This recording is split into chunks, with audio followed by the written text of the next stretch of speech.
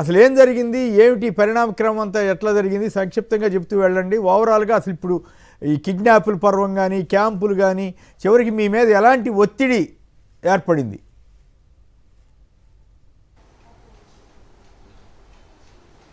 Sir నమస్తే sir. నమస్తే. నెల్లూరులో చూసుకుంటే, రూరల్లో చూసుకుంటే, ఎస్టీల పదవుల్లో ఉంటే కేవలం వాళ్ళ కింద పనిచేసే వాళ్ళలాగా బానిసల్లాగా మాత్రమే ఉండాలి సార్. ఇక్కడ రూరల్ శాసనసభ్యులు కోటమిరెడ్డి శ్రీధర్ గారి దగ్గర. ఓకే, కంటిన్యూ చేయండి, మీ వాదన చెప్పేసి. లేకపోతే ఈరోజు మేము పడుతున్న బాధ నెల్లూరు ప్రజలందరికీ తెలుసు, నెల్లూరు జిల్లా ప్రజలందరికీ తెలుసు ఎంత ఇబ్బంది పెడుతున్నారో. ఒక ఎస్టీ మేయర్, ఒక గిరిజన మేయరు పదవిలో ఉంటే ఈరోజు నిర్దాక్షిణంగా అవిశ్వాసాలు పెడతారు. మా కుటుంబ సభ్యులు ఉంటే వాళ్ళని పోయి బెదిరిస్తారు. మా హస్బెండ్ని చూస్తే 2 సార్లు జైల్లో పెట్టించారు. ఇంత ఇబ్బంది పెడుతూ ఈరోజు కూడా వాళ్ళ దగ్గరికి రాలేదన్న ఒక ఇబ్బందితో, వాళ్ళ దగ్గరికి కాళ్ళ దగ్గరికి మళ్ళీ రాలేదన్న ఇదితోటి కుట్రతోటి ఈరోజు చూసుకుంటే ఈరోజు నన్ను మేయర్గా దించేసేయాలని, ఎవరికో ఇవ్వాలని మా కుటుంబ సభ్యులను కూడా బాధ పెట్టడం జరిగింది సార్. ఓకే, అంటే అసలు ఎందుకు తగాదా వచ్చింది మీకు శ్రీధర్కి? సార్ కేవలం అదే సార్, వాళ్ళ కింద మేము బానిసల్లాగా ఉండలేదన్నది ఒకటి సార్. మీరు మొదటి నుంచి ఆయన వదిలి మేము వెళ్ళామన్నది సార్. మొదట ఆయన వైసీపీలోకి వెళ్ళామని సార్. ఇప్పుడు వైసీపీలో సార్ నేను మేయర్ అయింది, ఆయన వైసీపీలో ఉన్నప్పుడు నాకు మేయర్ పదవి ఇచ్చాడు. నేను వైసీపీలో ఉన్నప్పుడు ఆయనతో ఉన్నాను. జగన్మోహన్ రెడ్డి గారు ఇచ్చిన తర్వాత కొన్ని కారణాల వల్ల ఆయన ప్రవర్తన మాకు నచ్చక మేము మళ్ళీ బ్యాక్ వైసీపీకి రావడం జరిగింది సార్. కేవలం అదే సార్, మేము మళ్ళీ వైసీపీకి వెళ్ళిపోయామని. అచ్చా, కొంతకాలం ఆయనతో పాటు ఫెయిల్ అయ్యారు, ఆయనతో పాటు నడిచారు. అవును సార్. తర్వాత ఇప్పుడు మళ్ళీ వైసీపీకి అంటే మాకున్న అభిమానంతో మేము నడిచాం సార్. ఓకే, ఇప్పుడు అవును సార్. అవును సార్. దూరంగానే ఆయనకి కోపం వచ్చింది. అవును సార్. మొత్తం లాస్ట్ ఎలక్షన్లో మేము వైసీపీకి పని చేసామని సార్. ఓకే, ఇప్పుడు మీ హస్బెండ్ని ఎందుకు జైల్లో పెట్టించారు సార్? ఏదో కౌన్సిల్ మున్సిపల్ ఆఫీస్లో మేమేదో కోట్లు కొల్లగొట్టేసామని చెప్తున్నారు సార్. ఇక్కడ రూరల్లో పరిస్థితి ఏంటి సార్? ఎవరైనా ఏం పని చేయాలన్నా అక్కడ ఆర్డర్ రావాలి, ఆర్డర్ పాస్ అయితేనే ఆ పని చేసే పరిస్థితి సార్. మేము ఇక్కడ కోట్లు కొల్లగొడుతుంటే కార్పొరేషన్లో నా భర్త వాళ్ళు చూస్తూ గమ్ముగా చప్పట్లు తడుతున్నారు సార్. చెప్పండి, అంటే తప్పుడు కేసులు పెట్టించారు. రూరల్లో పరిస్థితి ఏంటంటే రూరల్ నియోజకవర్గంలో అంతా ఆయన కనుసంధల్లో జరగాలన్నది సార్. ఓకే, అంతేనా? నెల్లూరు టౌన్ మొత్తం ఆయన కంట్రోల్కి వెళ్ళిపోయిందని ఆయన మంత్రి గారు ఏం పెద్ద పట్టించుకోరేమో కదా? అవును సార్. ఇప్పుడు రూప్ కుమార్ అన్నాయన్ని ఆయన కూడా బ్లాక్ మెయిల్ చేసే పరిస్థితి సార్. మంత్రి గారనే కానీ సార్ ఆయన మీద కూడా అసభ్యకరమైన వీడియోలు పెట్టించి ఆయన్ని కూడా బ్లాక్ మెయిల్ చేస్తారు సార్. నిజమా? మరి మంత్రి గారు చంద్రబాబు గారి సన్నిహితుడు కదా, ఆయన ఏం చేయలేకపోయాడా? సన్నిహితుడే సార్, కానీ ఆయన ఏం చేయగలుగుతారు సార్? ఇట్లా వీడియోలు అన్నది వాళ్ళని క్రిటిసైజ్ చేస్తూ పెడుతూ ఉంటే సరే చీ వీళ్ళతో ఎందుకు అన్నాను కదా సార్. నిన్నటి దాకా నా పరిస్థితి కూడా అదే సార్. నిన్నటి దాకా కూడా నా పైన కూడా అసభ్యకరమైన వీడియోలు పెట్టడం, క్రిటిసైజ్ చేయాలి సార్. మహిళల్ని మేము రక్షిస్తాము అని చంద్రబాబు గారు, లోకేష్ గారు, పవన్ కళ్యాణ్ గారు కబుర్లు చెబుతున్నారు. ఏం లేదు సార్, మీకు జరిగిన అన్యాయాన్ని వాళ్ళు పట్టించుకోవాలా? మీరు కంప్లైంట్ చేశారా ఎప్పుడైనా? పట్టించుకోవాలి. చంద్రబాబు గారికి కానీ ఎవరికైనా కంప్లైంట్ చేశారా? పోలీసులు ఎలా ఉన్నారంట సార్, మేము మెయిల్స్ పెట్టాము సార్, మెయిల్స్ పెట్టాము. దగ్గరగా వాళ్ళకి చెప్పగలిగే వాళ్ళ చేత చెప్పించడానికి కూడా వాట్సాప్లో అన్నీ చెప్పిస్తే మేము ఎవరినైతే కాంటాక్ట్ అవుతామో వాళ్ళని మళ్ళీ బెదిరిస్తారు సార్. వాళ్ళు ఏ పొజిషన్లో అయినా ఉన్నాయి, వాళ్ళని కూడా బెదిరించే కోటమిరెడ్డి శ్రీధర్ రెడ్డి గారు రాజ్యాంగేతర శక్తిగా మారిపోయాడు అక్కడ సార్ ఈరోజు.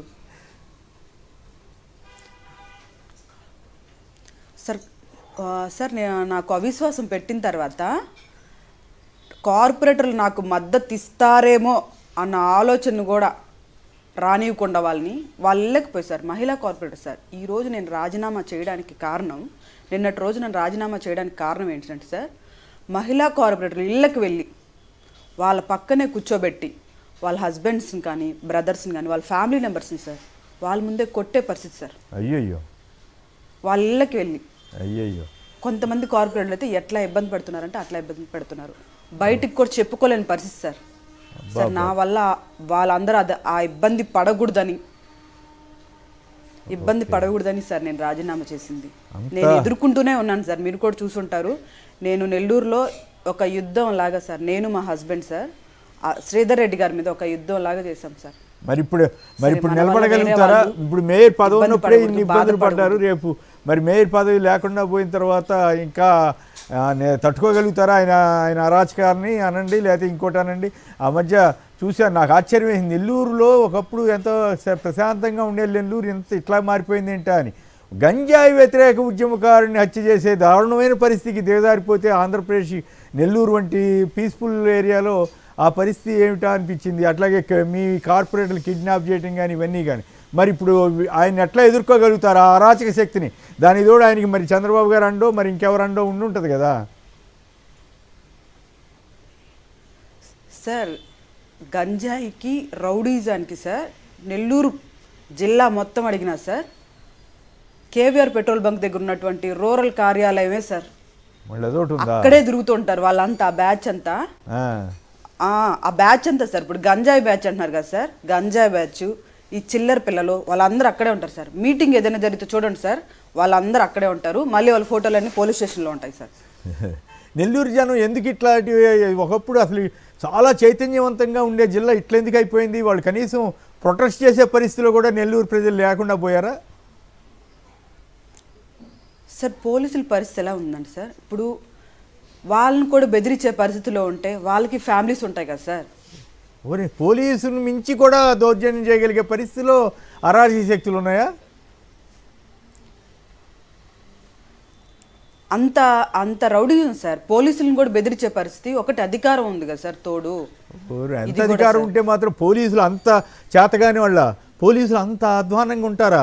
పోలీసు వ్యవస్థ అంతగా నీరు గారిపోయిందా? వాళ్ళకి అప్రతిష్ట వచ్చేదాకా చేస్తున్నా కూడా వాళ్ళు మాట్లాడలేని పరిస్థితి. మరి ఎస్పీ గారు వీళ్ళందరూ ఏం చేస్తున్నట్లు? మరి వాళ్ళు ఇటువంటి వాటిని కదా కంట్రోల్ చేయాల్సింది సార్. దీనికి ఒక చిన్న ఎగ్జాంపుల్ చెప్తాను సార్. మాకు సంబంధించి ఒక ఎస్టీ గిరిజన నాయకులు సార్, ఫస్ట్ స్టార్టింగ్లో నాకు అవిశ్వాసం ఇచ్చిన 2 డేస్కి విఆర్సీ సెంటర్లో ఉన్నట్టు అంబేద్కర్ విగ్రహానికి ఒక వినతిని అందించారు సార్. వినతి నుంచి ఒక 20-30 మంది సార్, అక్కడ ప్రశాంత వాతావరణం, ఎక్కడ ట్రాఫిక్ అని ఎక్కడ ఇబ్బంది లేకుండా ఒక వినతిని అందించి మా మేయర్ని తీయకూడదు, మా గిరిజనులకు వచ్చేది రాక అవకాశం అని ఒక నిరసన తెలియజేస్తే, ఆ నాయకుడికి ఫోన్ చేసి 33వ డివిజన్ కార్పొరేటర్ సార్ టీడీపీలో ఉన్నారు, ఆయన చేత ఫోన్ చేపించి నీ నోట్లో యాసిడ్ పోస్తా సార్. ఆయన వయసు 70 సార్, 70 సార్ ఆయన వయసు. నేను నరకతా బూతులు సార్, నా కొడక గిడక అవన్నీ మాట్లాడుతూ అసహ్యంగా. అయ్యో బాబోయ్, నెల్లూరు పోలీసు ఏజ్ కూడా అతన్ని 70 సంవత్సరాలు సార్ ఆయనకి. సార్ అది ఎస్పీ కూడా కంప్లైంట్ చేశారు సార్, అది ఎస్పీకి కంప్లైంట్ చేశారు నా ఫోన్ లోంచి కూడా సార్. మరి ఏమన్నారు ఎస్పీ గారు? ఏమన్నారు పాపం ఆయన నాకు చెప్తే ఎస్పీ గారు ఏమన్నారు? అస్సలు రెస్పాండ్ అవ్వలేదు సార్. రెస్పాండ్ అవ్వాలా? అలాగే రెడ్ బుక్ రాజ్యాంగంగా మారిపోయిందేమో, ఏం చేస్తాం? పిలిచి వాళ్ళని ఇట్లా జరిగిందని కూడా అడగలేదు సార్ ఈ రోజుకి కూడా. అయ్యా నమస్కారం. చంద్రబాబు గారు మీకు నమస్కారం చెప్పడం తప్ప మీ అబ్బాయి లోకేష్ గారు రెడ్ బుక్ ఏం గోలో కానీ చూడండి, అరాచకాలు చూడండి. ఈ గంజాయి వ్యతిరేక ఉద్యమకారుడికి హత్య చేసే దౌర్భాగ్య పరిస్థితికి ఆంధ్రప్రదేశ్ వెళ్ళటం అంటే ఎంతకంటే దారుణమైన పరిస్థితి ఏముంటుంది? ఒక మహిళా మేయర్ ఈ రకంగా ఆక్రోశం చెందే పరిస్థితి తేవడం మహిళలను గౌరవిస్తున్నట్లా, ఏం చేస్తున్నట్లు? నాగార్జున యాదవ్ మీరున్నారా, మాట్లాడండి. ఒక మహిళా మేయర్కి ఎదురైన ఈ పరిస్థితి మీద మీరు ఎట్లా స్పందిస్తారు? ముందుగా ప్యానెల్లో ఉన్నటువంటి పెద్దలకి, సాక్షి టీవీ ప్రేక్షకులకి ముందుగా నమస్కారాలండి. సరే, నెల్లూరు మేయర్కి సంబంధించినటువంటి వ్యవహారంలో మొదటి నుంచి జగన్మోహన్ రెడ్డి గారు రాజకీయాలకు అతీతంగా అక్కడ ఉన్నటువంటి గిరిజన మహిళలని పొలిటికల్గా మోటివేట్ చేయాలి, వాళ్ళని రాజకీయంగా వారిని ముందుకు తీసుకురావాలి. ఎందుకంటే నెల్లూరు లాంటి ఒక పెద్ద జిల్లాలో రాజకీయ నేపథ్యం ఉన్నటువంటి జిల్లాలో బీసీలు కానీ ఎస్సీలు కానీ ఎస్టీలకు కానీ అవకాశం అనేది చాలా పరిమితం. అటువంటి అవకాశం పరిమితంగా ఉన్నటువంటి ప్రాంతాల్లో అనిల్ కుమార్ యాదవ్ గారిని అక్కడి నుంచి మంత్రిగా ప్రాతినిధ్యం వహించిన, లేకపోతే అక్కడ ఉన్నటువంటి సోదరిమణి స్రవంతి గారిని అక్కడ మేయర్గా చేసిన, ఆ తరువాత కూడా ఉన్నటువంటి ఎస్సీ సంబంధించినటువంటి వ్యక్తుల్ని మంత్రులుగా చేసినా కూడా జగన్మోహన్ రెడ్డి గారు ఒక సామాజిక న్యాయం అనేటువంటి స్ఫూర్తితో ముందుకు తీసుకొస్తూ ఒక అవకాశాన్ని కల్పించారు.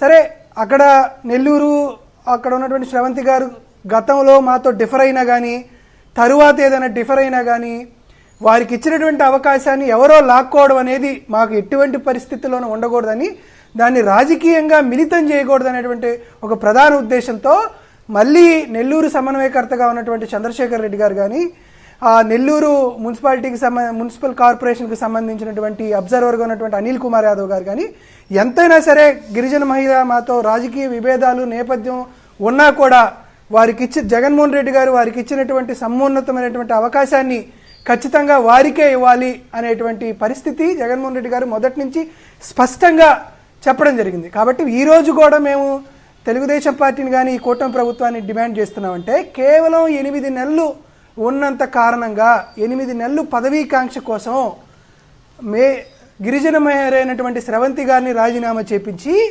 మీరు చేసేటువంటి అంశం ఏంది, మీరు సాధించేది ఏంటనేది మాకు అర్థం కావట్లా. ఈ 8 నెలల కాలంలో మీరు ఆల్రెడీ మరొక గిరిజన మహిళ ఉన్నటువంటి దేవరకొండ సుజాత అనుకుంటా ఆవిడికి మీరు మేయర్ చేస్తారా, లేకపోతే తమ తాబేదారుగా ఉన్నటువంటి వ్యక్తులని మీరు ఇన్ఛార్జి మేయర్గా చేస్తారా, లేదా ప్రత్యేక పాలనా అధికారిని పెట్టి మిత్రం రూప్ కుమార్ యాదవ్ ఆయన ఎవరో ఉన్నారంట కదా, ఆయన డిప్యూటీ మేయర్ అంటే ఆయనకి పెత్తనం అప్పచెప్పాలన్నట్టు కదా. ఆయన విచిత్రం ఏంటంటే అనిల్ కుమార్ యాదవ్ గారు మంత్రిగా ఉన్నప్పుడు ఆయన పెత్తనం చేస్తున్నాడని చెప్పి తెగ వార్తలు రాస్తే ఆయన కంట్రోల్ చేసినందుకు పార్టీ మాడారని విన్నా నేను. మరి కరెక్టో కాదో నాకు తెలియదు. ఇప్పుడు మొత్తం ఆయనే తెలుగుదేశాన్ని శాసించే పరిస్థితికి వచ్చాడు అక్కడ శ్రీధర్తో పాటు. అదే సార్, ఇక్కడ ఏం జరిగిందంటే దాదాపుగా నెల్లూరు మేయర్కి సంబంధించిన అంశంలో 10 కోట్ల రూపాయలు మార్పులు చేర్పులు జరిగినాయి. 10 కోట్ల రూపాయలు ఇన్వెస్ట్ చేసి కూడా పెట్టుబడి పెట్టి కూడా రూప్ కుమార్ యాదవ్ని డిప్యూటీ మేయర్ చేయడానికి అక్కడ పావులు కదిపారనేది వస్తున్నటువంటి వార్తలు. కాబట్టి ఈరోజు కాకపోయినా రేపైనా సరే రూప్ కుమార్ యాదవ్ బండారం కానీ నారాయణ బండారం కానీ ఈ 3 ఆప్షన్సే ఉన్నాయి తెలుగుదేశం పార్టీకి. అయితే గిరిజన మహిళని మళ్ళీ మేయర్ చేయాలి, లేకపోతే రూప్ కుమార్ యాదవ్ని ఇన్ఛార్జి మేయర్ చేయాలి, లేకపోతే స్పెషల్ ఆఫీసర్ని పెట్టి పై చేయాలి. ఇలా పన్నాగాలు వీళ్ళు చేసేటువంటి ప్రతి వ్యూహాలన్నీ ఒక 24 గంటల్లో తేలిపోతుంది. కాబట్టి ఆంధ్రప్రదేశ్ రాష్ట్రంలో ప్రజాస్వామ్యాన్ని అపహాస్యం చేయడానికి చంద్రబాబు నాయుడు గారు చేసేటువంటి రాజకీయ రసక్రీడ నెల్లూరులో మరొకసారి ఆంధ్రప్రదేశ్ రాష్ట్రంలో ఉండేటువంటి అందరికీ అర్థమవుతుందనే విషయాన్ని మాత్రం మరొకసారి మనవి చేస్తున్నా. రైట్. ప్రజాస్వామ్యంతో పాటు అరాచకం అనేది ఎట్లా ఇంత ఘోరంగా ఆ పరిస్థితి ఏర్పడటం ఏంటి, పోలీసులు ఏంది, కేసులు ఏంది, గందరగోళం ఏంది. స్రవంతి గారు ఫైనల్గా చెప్పండి, నెల్లూరు ప్రజలకు మీరు ఏం చెప్పదలిచారు? అది మీరు ఇందాక కూడా మాట్లాడదలిచినట్టున్నారు, మాట్లాడండి, క్లోజ్ చేద్దాం. సార్ ఇప్పుడు మీరు అన్నారు కదా సార్, దేవరకొండ సుజాతకి ఇస్తారన్నది మాత్రం ఒక మాయ సార్.